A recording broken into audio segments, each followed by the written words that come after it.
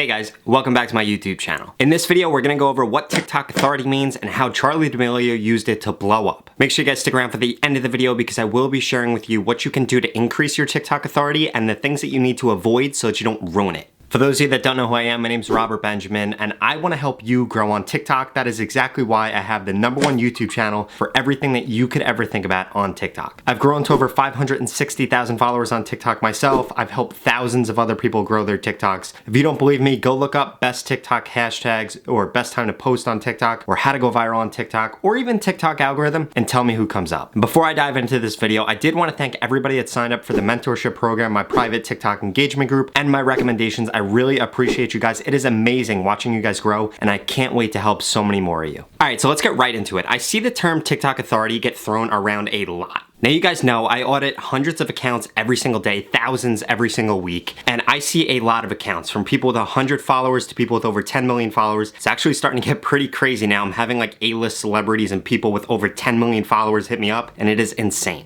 That being said, when it comes to TikTok authority, I really think that I have seen the most of this stuff out of anybody, really have the most information, and a lot of the stuff that I see going around on the internet is total nonsense, and you guys need to get rid of whatever information these people are giving you. TikTok account authority on TikTok really just means the brand that you have on TikTok, the space that you represent, and then also whether or not your account is currently shadow banned. Let me explain. People are saying that your actual account has authority and these big creators do absolutely nothing and get a ton of views. That's not necessarily the case. Your account does not have authority. I see people, and it's really honestly really sad when these people hit me up. I had somebody just last week hit me up, 8.9 million followers, and now they can't post without getting less than like 1,000 views. The reason being is not because their TikTok authority got ruined, it's because they're shadow banned because they broke TikTok's rules. This has nothing to do with their actual account. Their views that they get has nothing to do with their actual account, but them now getting suppressed views has to do with their account, and their account is banned. But the reason that they were getting millions of views beforehand had nothing to do with their account, it just had something to do with their brand. Now their account is actually being limited by TikTok, which is why they're getting little to no views. But as far as them getting all that engagement and all the views in the past, that was just their branding on TikTok. Charli D'Amelio gets millions of views because she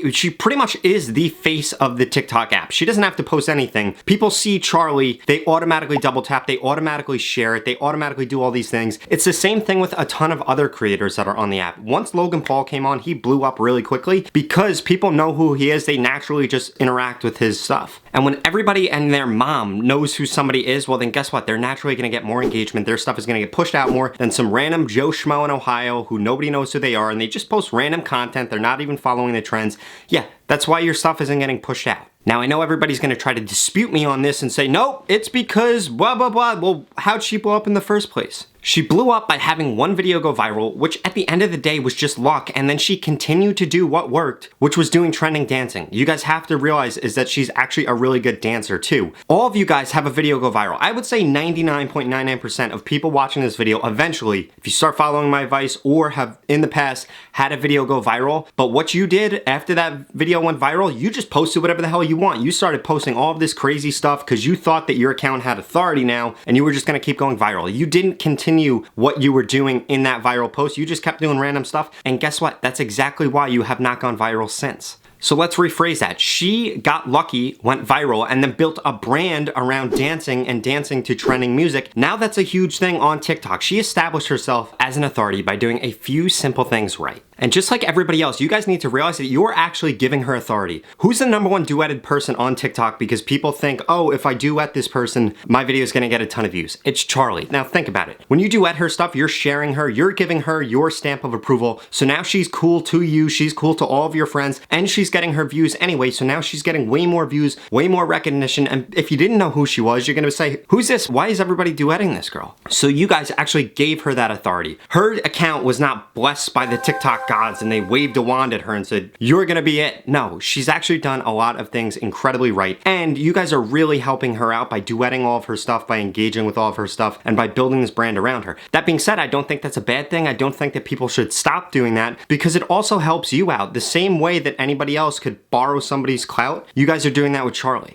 Which is one of the amazing parts about TikTok, because think about it, in the past, if I wanted to be with Tom Brady, I had to actually know Tom Brady or Photoshop myself in a photo with Tom Brady. Now I could just duet his stuff, and now we show up side by side, and that post will naturally get more engagement. The same thing that happens when you guys duet Charli. That being said, just because she has built this brand for herself, it doesn't mean that she's always gonna get a ton of views. If she posted something incredibly racist or something crazy, they're gonna shut her down quicker than you could ever imagine. Now, I'm not gonna name any names, but I have been working with several celebrities that have really had this happen to their account. They have millions of followers. They can't post anything without it getting more than 1,000 views because they posted something controversial and now their stuff is being severely limited. Doesn't matter who they are, and as you could see, it's not the account authority, it's not that nobody knows who they are, it's just that their views are totally suppressed. If their views weren't totally suppressed for doing that, they would just go back to getting a ton of engagement because people know who they are and they're just naturally gonna engage with their content and interact with their content. And the same exact thing goes for people with 100 followers, 10,000 followers, 1 million followers. If you break the rules, you will be punished. Your TikTok account's authority will be ruined, but it doesn't mean that if you do things right that it's going to increase it. There is no TikTok account authority in a good way. It's really just brand authority on the app.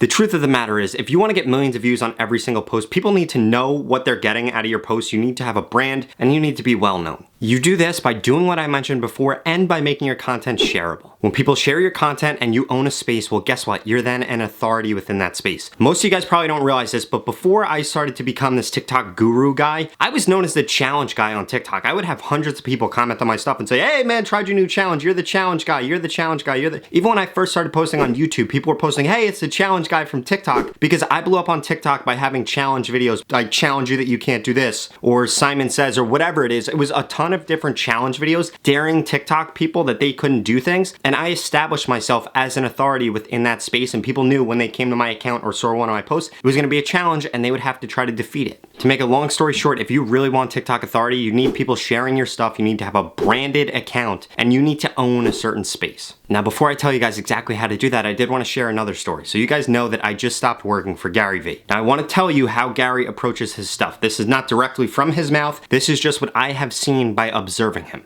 Gary wants to be cool among a younger demographic, among kids. So what does he do? He establishes himself and he portrays himself with rappers, with athletes. Why does he do that? He does that not because he only knows those people. He knows a ton of old rich white people too, but he doesn't post that much about that. More on this in a little bit. But he's posting with these people. Like, who knew Gunna before anybody else? If you are a Gary Vee fan, you know that Gary knew Gunna before Gunna blew up. And what he did was establish himself with Gunna. Like, hey, I know this guy. Same thing with T Grizzly, same thing with Backpack Kid. And then what does that do? It makes Gary cool to their audience. And then naturally those people are gonna engage more with Gary's content, and then his content will get pushed out to that demographic way more. It is not just random that he is associating himself with these people. He's doing this on purpose because he's trying to cross-pollinate with them and get their demographic, and they're trying to do the same exact thing. They want to be able to walk into a room, a record deal, a brand deal, whatever the case may be, and say, hey, I know Gary Vee, I'm associated with this guy. I know what's going on. I have some business chops here. And like I said, he does position himself sometimes with old rich white people, but he does that to establish with that audience that wants to see that kind of stuff, that, hey, you know, I know these people, I have power with these people, this, that, the other thing. But if he was just posting stuff like that, no 17-year-old in Chicago or 17-year-old in Miami or 17-year-old anywhere in the world would give a rat's ass about who he was, because he's not associated with things that we like. You guys need to think about things like this when you're establishing your brand or you're building authority. For example, random example, if you want to come up in the fitness niche on TikTok, you should be duetting other fitness people and establishing your own content so that you can own that space and associate yourself with people that are big within that space. You need to learn how to associate yourself with the people that you want to become, be it in real life or just within a post, so that you could then start to have their demographic comment on your stuff, share your stuff, and then establish yourself there.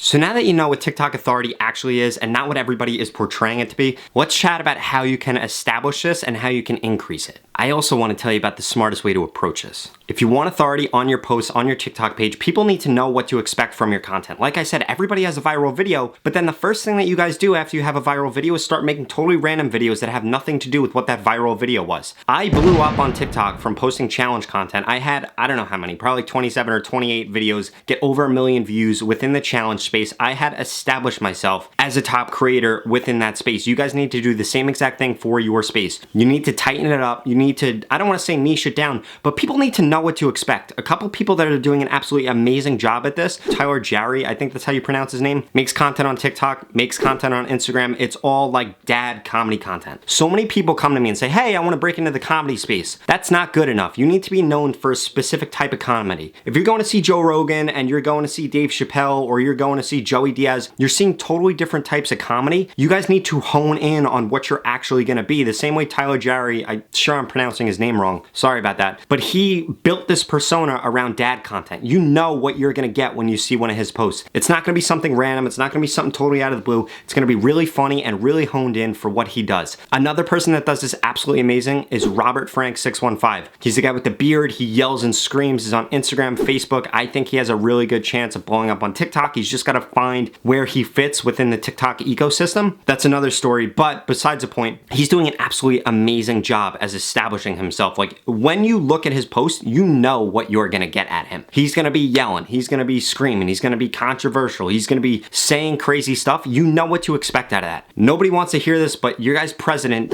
well, if in the United States, the president does the same exact thing. You know that he is going to do something, I don't want to say stupid, but you know he's going to do something controversial. He's going to say something funny. You can watch his speeches, watch when he talks, and he totally goes off script. You know what happens. You see the look in his eyes. He starts saying crazy stuff, but that's on brand for him. That is what you would expect from him. If he did anything else, it would be like, what, they put this guy on meds? And disclaimer, I'm not saying that that is right or wrong. I'm just saying it's a good job of branding. When I look at a lot of your accounts, I have no idea what you guys are actually doing. It's all over the place. There's no like clear, like this is my type of content. This is the space that I'm in. And I know in the beginning, you might have to test around and find like what your voice is really gonna be. But if you don't have a voice, you're never gonna have any TikTok authority. You need to establish where you're gonna have authority, how you're gonna do it, and how you're gonna stay on top of the trends and mix that into your own content. That being said, a really, really good idea that I think a lot of people should implement is you need to find out what niche you want to be in, what your voice, what your space in that niche is going to be, and then you need to go after the 3 to 5 top hashtags within that space. If you can own the 3 to 5 top hashtags and you have the top videos under there, well then guess what? You're going to get a ton of views because everybody's going to duet you. They're going to know you as the guy within that space. When you get into a Mercedes or a BMW, you know that you're not getting into a Honda or a Toyota. You know that you should be expecting something else. The same thing when you go to a nice restaurant, you expect them to, hey, Mr. Benjamin, you expect them to do things a little bit differently. The same thing needs to be done when you're branding your TikTok account and establishing how you're gonna have TikTok authority. And to go back on the point about the hashtags, you should own those hashtags. The way that you're going to do that is by duetting the top creators under there to steal some of their clout and then continue to make better and better videos, find your voice, and really blow up within that space. And then you're gonna establish yourself as an authority within that space. And then trust me, you're gonna get millions of views on every single post too. So now that you guys know how to think about that, how to kind of think about and approach establishing yourself as an authority, I want to give you guys a list of things that are going to ruin your account authority. I don't care if you have 0 followers, 10 followers, 100 followers, 10,000 followers, 1 million followers, 10 million followers. It doesn't matter. If you do these things, it is going to ruin your account. Don't post copyrighted material. Don't break the community guidelines. If you do this several times, you're going to get banned. Do not stop posting for long periods of time. Do not totally switch up your content. If you're going to switch up your content, you need to be posting several times a day. For example, if you're doing 4 posts, 3 of them have to be on brand, 1 of them has to be off brand until that off brand becomes on brand.